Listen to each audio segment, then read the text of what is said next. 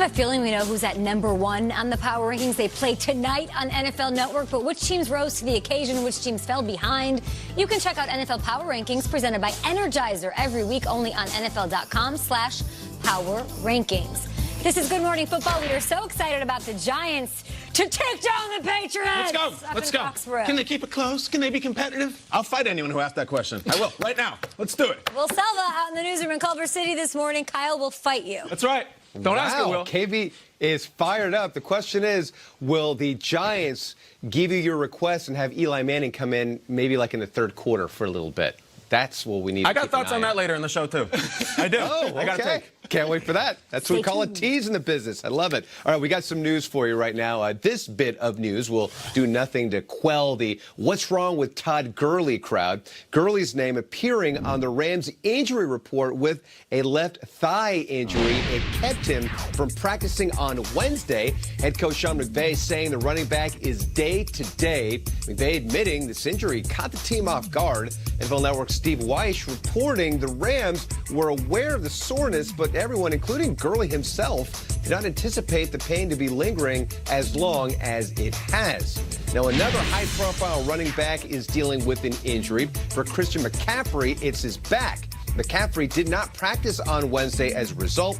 The NFL's leading rusher suffering the injury when he flipped onto his back in the end zone in the win over the Jaguars. And McCaffrey and Gurley weren't the only ones sidelined by an injury. You're sensing a theme here.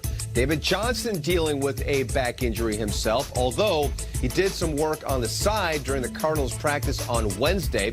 Head coach Cliff Kingsbury saying they'll monitor Johnson this week. It's still unknown if he'll be able to play against the Falcons in Week 6.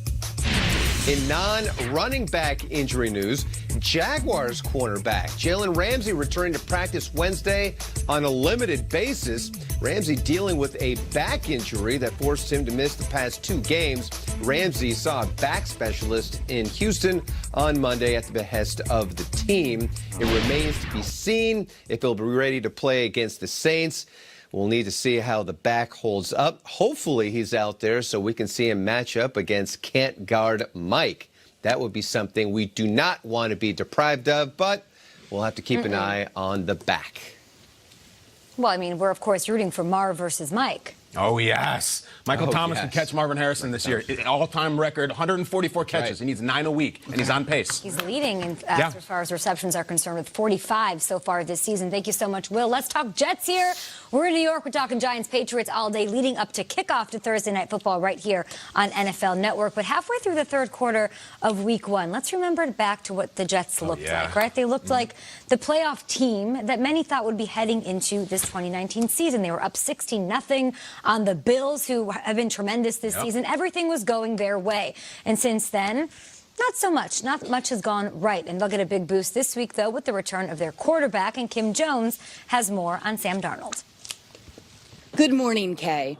As Le'Veon Bell looks to again see Sam Darnold in the offensive huddle, he said that Darnold doesn't have to be Superman when it comes to playing against the Dallas Cowboys on Sunday.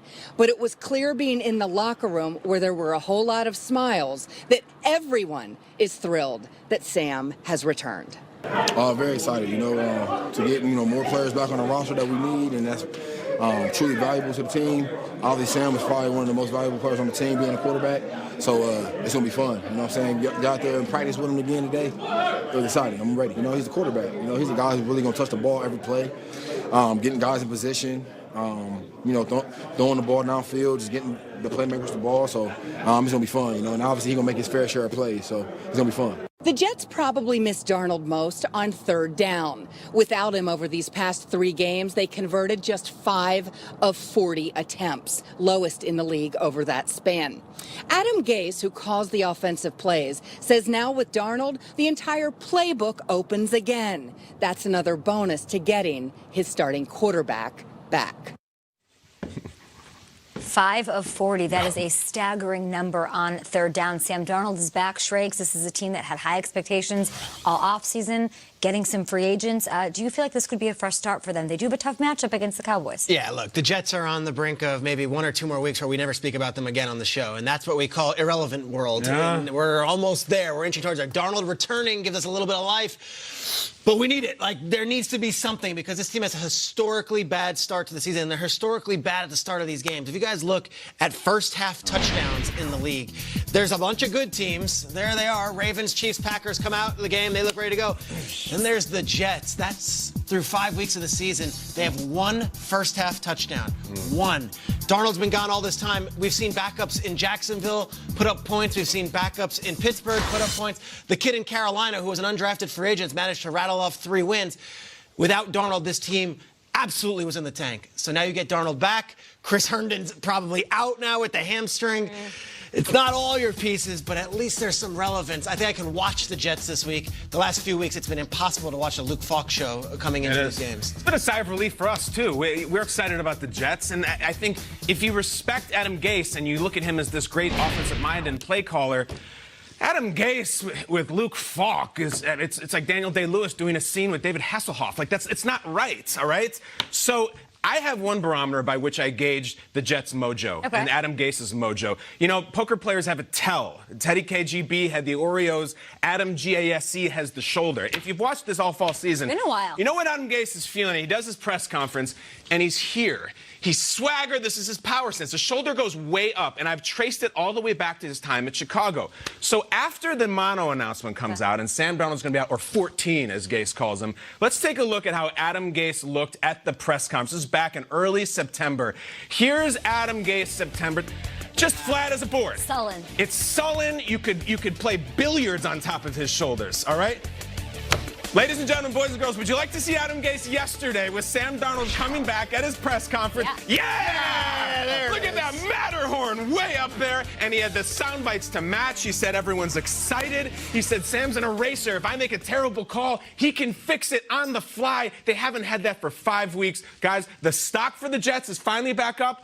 And so is the shoulder. Yeah. That's all you need to know about gangrene is this thing right here. Adam Gase, we'll see you, buddy. Go get him. Speaking of that eraser, I want to know what's on that chalkboard. What are you calling to help this offense get going? Robbie Anderson, where are you? You are the guy that can take the top off any coverage. We're talking post routes, 9 routes, anything that can open up that defense. We need you to do that. The last couple weeks, they haven't even got going. Robbie Anderson, 27 yards over the last couple of games. We need to take shots downfield. And speaking of shots, Jameson, Crowder. Hey, baby. We brought you over from Washington. In that first game, you remember that first week? You mentioned the first week, Kay.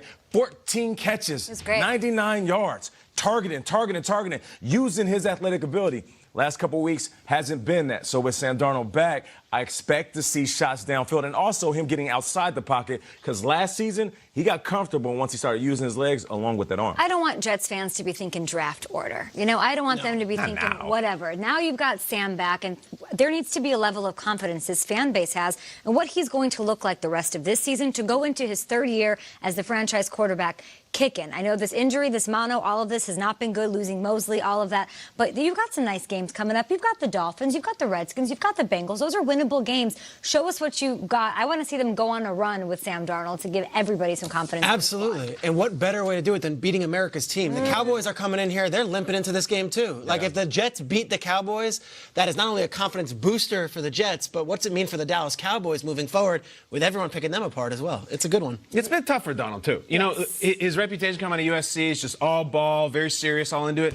He's been turned into a joke for the last month. Not only the mono jokes. You know, ESPN runs the pointing graphic, and there's a million memes about it because he got sick and he's been standing there for a month doing nothing. I'd like to see how he responds to this because I think he has a lot to prove. I think he needs to get his swagger back, his reputation, all that. He's been a joke to no fault of his own, so I hope he goes out and proves it. But he also needs to, he needs to prove that he's the guy going forward. So we'll see if him and Gase can do that. We're excited to see the Jets take on the Cowboys. We're also excited to see what the Browns can do to bounce back, get their act together. And they've got to do it before it's too late, even though they're kind of in a good spot in that division. Lost in the handshake gate was that they actually lost by 28 points. No one really talked about that. Still okay, though, in that NFC North. And should Gardner Minshew keep the starting gig for the rest of 2019?